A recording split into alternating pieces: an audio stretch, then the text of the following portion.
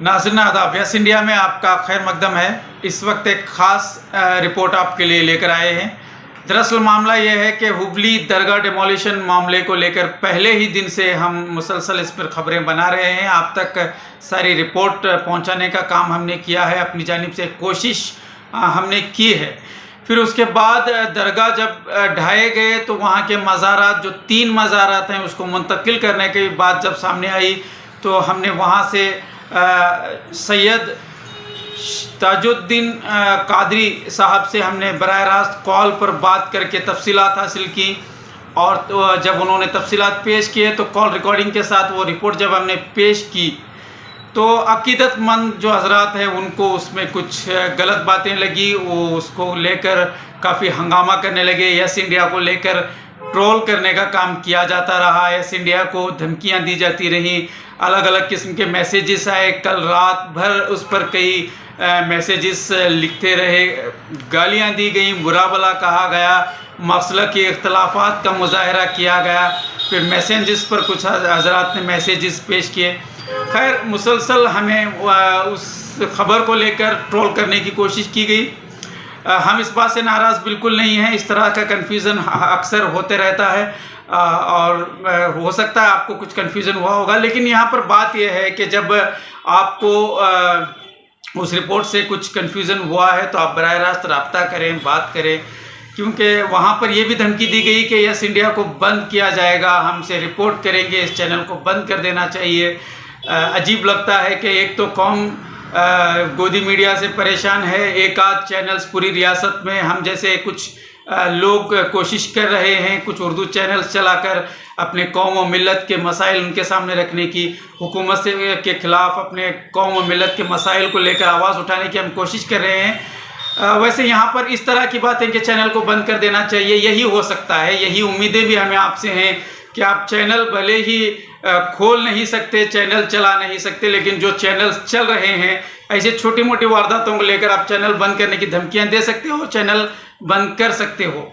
वैसे हमें भी कुछ ज़्यादा इस चैनल से ख़ास रिस्पॉन्स भी नहीं है और इस चैनल को लेकर जहां तक हमारी मेहनतें हैं वो उसका सिला तो हमें कभी नहीं मिला है। आप चैनल बंद कर सकते हो और चैनल बंद करने से या चैनल के जारी रहने से किसको नुकसान होता है, किसको फ़ायदा होता है, वो आप बखूबी समझ सकते हैं।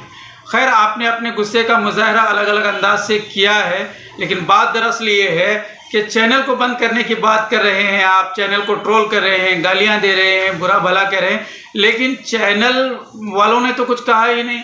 मैंने बराह रास्त हजरत से बात की है, जो कुछ कहा है हजरत ने कहा है। अब उसमें ये कई लोगों ने ये बात कही कि वो जो बात कर रहे हैं वो सैयद ताजुद्दीन कादरी साहब जो हैं उनकी आवाज़ नहीं है, फेक न्यूज़ और फेक डमी आवाज़ हमने इस्तेमाल करके वहाँ पर न्यूज़ बनाई। हमें कोई इस बात की ज़रूरत नहीं है। हमें आपको क्या लगता है कि हमें कोई और काम नहीं है कि हम एक किसी की आवाज़ लेकर कुछ भी यहाँ पर बताकर टीआरपी हासिल कर रहे हैं, या हमारा कोई नेशनल चैनल है कि टीआरपी बढ़ने से हमारी तनख्वाह बढ़ेगी, हमारे पेमेंट बढ़ेंगे? इस तरह का कोई मामला नहीं है। गलतफहमी का शिकार ना हो, सारी चीज़ों को समझने की कोशिश करें। कमेंट करना बहुत सा आसान है, सोशल मीडिया है, आप कमेंट कर सकते हैं, आप धमकियां दे सकते हैं, लेकिन बात को समझने की कोशिश करें। आप मुझे बुरा भला कहने से या हमारे चैनल को, हमारे पूरे चैनल की टीम को गालियां देने से बेहतर था कि ताजुद्दीन हजरत से बात करते, पूछते कि ये आपकी आवाज़ है या नहीं। अगर वो नहीं कहते तो आप हमारे ऊपर कार्रवाई कर सकते हैं, एफआईआर कर सकते हैं, कानूनी तौर पर हमें परेशान कर सकते हैं। आपको किसने रोका है? आप कर सकते हो। लेकिन आप हजरत से रब्ता करने के बजाय, जबकि हजरत का ताल्लुक आपके अपने शहर से है, आप ट्रोल किए जा रहे हो। ट्रोल करने से हमें कोई नुकसान नहीं होता, हमारे चैनल की पब्लिसिटी ही होती है, ये बात भी समझे आप। लेकिन खैर चैनल की पब्लिसिटी हो, कुछ भी हो, बात इतनी है कि किसी को बुरा भला कहने से पहले सोचें कि आजकल मीडिया में मुसलमान कितने हैं, कितने मीडिया चैनल्स हमारे चल रहे हैं।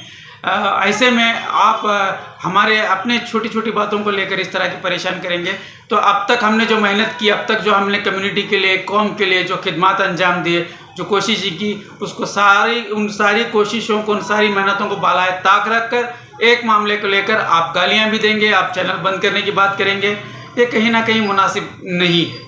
खैर ऐसा मेरे करियर में जहाँ तक मैं अब तकरीबन 15-16 साल से जर्नलिज्म से जुड़ा हुआ हूँ, तो इस तरह के मामलात मैंने बहुत से फेस किए हैं, हमें कोई फ़र्क नहीं पड़ता।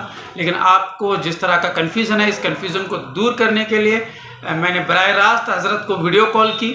हज़रत वीडियो कॉल पर सारी तफसीलात पेश कर रहे हैं। इस वक्त मैं वो आप तक पहुँचा रहा हूँ, आप इसको सुने और जो भी आपके कन्फ्यूज़न्स हैं, हो सकता है कि इस वीडियो के बाद आपके वो जो कन्फ्यूज़न हैं, जो आप जिस बात को लेकर गलतफहमी का शिकार हैं, वो आपकी गलतफहमी कहीं ना कहीं दूर हो सकती है। इस बात को जहन में रखते हुए हज़रत से हमने वीडियो कॉल पर बात की है, ताकि आवाज़ पर आपको भरोसा नहीं है तो कम से कम वीडियो पर ही से ही आपको भरोसा होगा। हज़रत ने जो अपने बयान था उसको क्लियर करने की यहाँ पर कोशिश की है, तो ये रिपोर्ट आपके लिए ख़ास समाप्त कीजिए। ख़ास ये रिपोर्ट आप देखें और समझने की कोशिश करें। बहुत बहुत शुक्रिया जी। अस्सलाम वालेकुम हज़रत। वालेकुम अस्सलाम व रहमतुल्लाहि व बरकातहू। बोलिए जी हज़रत, बस इस वक्त आपको वीडियो कॉल करने की वजह यह है कि जो पहले दिन आपने फ़ोन पर बात की थी, जो आपकी कॉल रिकॉर्डिंग से मैंने न्यूज़ बनाई है, उसको लेकर आवाम में कुछ कन्फ्यूज़न है, कुछ लोग इसको गलत समझ रहे हैं। तो बराए मेहरबानी आप थोड़ा उसकी वजाहत करें दोबारा, और वो कन्फ्यूज़न ताकि दूर हो जाए इस वक्त। शुक्रिया। अस्सलाम वालेकुम रहमतुल्लाहि व बरकातहू। देखिए, शहर हुबली के हुबली धावड़ में जो रास्ते में हमारे बहरी कोप देवर कप में हज़रत सैयद महमूद शाह क़ादी अलमारूफ मोहम्मद क़ादी रहमतुल्लाह अलैह की जो बारगाह है, वहाँ का रोड में एक्वायरेशन करने के लिए गवर्नमेंट की तरफ से समझिए और डिप्टी कमिश्नर की तरफ से समझिए, तो वहाँ से हटाने की कोशिश की गई थी। उस ताल्लुक से कमेटी के लोगों ने स्टे लिया था। अचानक वो स्टे वैकेट हो गया 16 दिसंबर को, जिसके बाद जो है मस्जिद को और दरगाह को हटाने की पूरी भरपूर कोशिश जारी थी। इस दरमियान में कमेटी के सदर मुन्ना हेब्बली और उनके जिम्मेदार हजरात और बहरी देवरगढ़ के जिम्मेदार हजरात और अजम इस्लाम के सदर मोहम्मद यूसुफ सोनूर साहब, जनाब अब्दुल हकीम बिन रजबीरी साहब, अल्ताफ फल्लूर, अल्ताफ खितूर, मजहर खान, अब्दुल वहाब मुल्ला और दीगर जिम्मेदार शहर के लोग जुमा मशाइख मिलकर एक मीटिंग किए मेरे मकान पे। उसके बाद जो है हम लोग फैसला लिए कि भाई मस्जिद को शहीद वो कर रहे हैं, दरगाह की हुर्मत का मुकाम का मामला था, तो इसलिए हम लोगों ने फैसला किया और डीसी कमिश्नर बीआरटीएस वाले भी राजी हो गए कि भाई मज़ार मुबारक को दूसरी जगह शिफ्ट करें। अब शिफ्ट करने के लिए हमारे पास जगह काफ़ी जगह थी, 15 या 20 कदम पे हजरत को तदफीन किया गया है। और मज़ार के मामले में ये बात रही कि वो कंफ्यूजन इसलिए हो रहा है कि मुझे पूछा जा रहा है कि आप देखे क्या। अब मैं उस खबर में उतरा ही नहीं, तो मैं देखूं कहां से।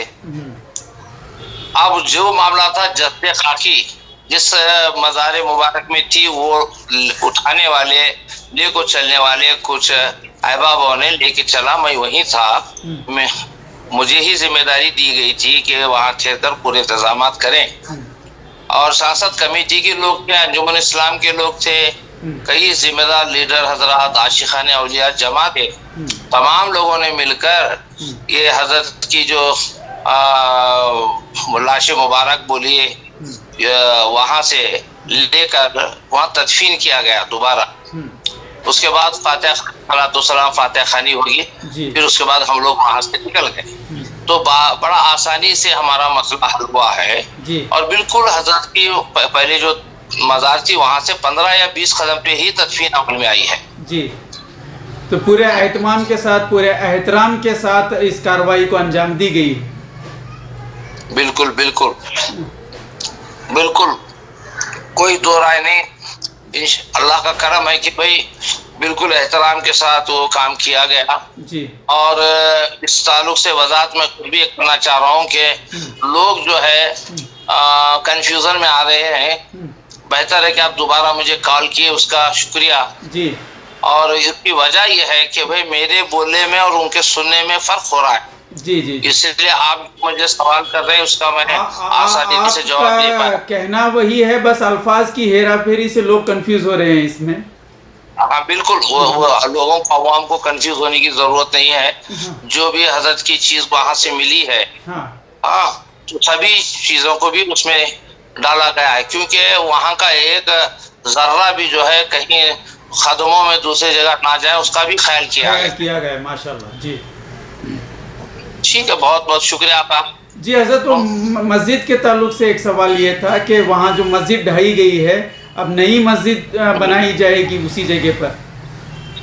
नहीं, बिल्कुल, वो मस्जिद का कुछ 40% हिस्सा जी बचा हुआ है। जी। 60% हिस्सा जो है हाँ शायद वो रोड पे चले गया है। हाँ और मस्जिद को तौसी करने के लिए, यानी बढ़ाने के लिए, उसी के बगल में ही एक जमीन है जी। जो हमारे अलहाज बाबाजान कमानगर साहब का एक गुड़ान है। तो कमेटी के लोग हो, अंजुमन के हो, जिम्मेदारान शहर हो, या हम तमाम लोग ये कोशिश कर रहे हैं कि भाई बाबाजान, अलहाज बाबाजान कमानगर साहब को मना ले, वो मस्जिद के लिए जो चाहे वो रकम दे के मस्जिद को दे सकते हैं। वो कोशिश जारी है, नहीं तो दूसरा भी ऑप्शन भी हो सकता है। बहरहाल अब हमारे पास ऑप्शन यही है कि बाबाजान कमानगर साहब की अगर बिल्डिंग मिल जाती है तो एक आलीशान मस्जिद तामीर जल्द से जल्द हो जाएगी। मस्जिद और आस्ताना दोबारा जो पहले जैसा था उसी तरह की एक पुख्ता इमारत के साथ खड़ा किया जाएगा इंशाअल्लाह।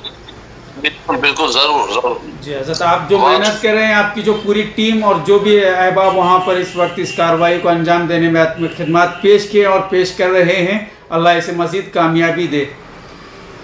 आमीन आमीन आमीन। बहुत बहुत शुक्रिया हज़रत हमारे साथ बात करने और सारी तफसीलात पेश करने में। जज़ाकल्लाह, बहुत शुक्रिया। अभी आप भी याद फरमाएं, लोगों में क्या है, अकीदत का मामला होता है अभी अल्लाह से, कि अकीदत के मामले में कोई हमारी भी बोलने में लर्जिश हो जाती है कभी। जी जी। क्योंकि हम लोग अभी भी सोए नहीं, तकरीबन 8-10 रातों से। जी। समझिए कि भाई मेरी भी मसरूफियात की वजह से इतने, अभी भी मैं जब आपको बात कर रहा हूँ तो सही बात नहीं कर पा रहा। बिल्कुल। वजह ये है कि कल भी रात को हम लोग 3-4 बजे आए हैं। जी जी जी, समझ सकते हैं। बहरहाल बुजुर्ग काम लेना चाह रहे थे और पूरे शहर में अमन है, और पूरे शहर के लोग जो है अंजुमन इस्लाम के इलेक्शन को बालाए ताक रखकर इस वली की बारगाह के तहफ़्फ़ुज़ के लिए सब मिलजुल कर काम किए हैं। ये हुबली की तारीख में पहला ऐसा मरहला है, सुप्रीम कोर्ट के डायरेक्शन के बाद इलेक्शन हो रहा था जी, उसके बावजूद भी इलेक्शन को हमारे शहर के लोग तरजीह नहीं दिए। पहला तरजीह जो है वो उस वली की बारगाह के तहफ़्फ़ुज़ के लिए काम किए। माशाल्लाह, बड़ा काम है। एक तरह की कुर्बानी ये है, लेकिन इसका सिला इंशाल्लाह बुजुर्गों की इस खिदमत का जो है मिलेगा आप तमाम हज़रात को। पूरे अहलियान हुबली इससे इस्तेफादा करेंगे। अल्लाह आपकी मज़ीद मदद करे, तमाम उम्मत मुस्लिमा की मदद करे। बहुत बहुत शुक्रिया हज़रत। अस्सलाम वालेकुम। वालेकुम सलाम।